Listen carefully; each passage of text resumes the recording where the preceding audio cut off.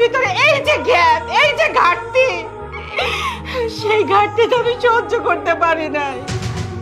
সেই আলিফ এখন অফিসে যাওয়ার সময় একবার আমাকে বলে যায় না, বলে যায় তোমাকে।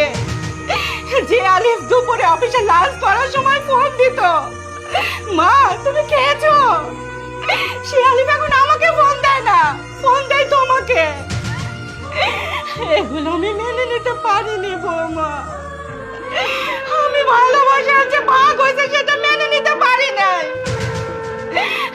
ওর আর আমার ভিতরে যে ঘাটতিটা, সেটা আমি সহ্য করতে পারি নাই। আমি আমার আলিফকে আগের মতো ভাবে চাইছি, কিন্তু এইগুলো হয়েছে তোমাকে যেদিন এই বাড়ি থেকে বউ করে নিয়ে আসছে, ঠিক সেই দিন থেকে আমার ছেলে আমার কাছ থেকে অনেক দূরে সরে গেছে।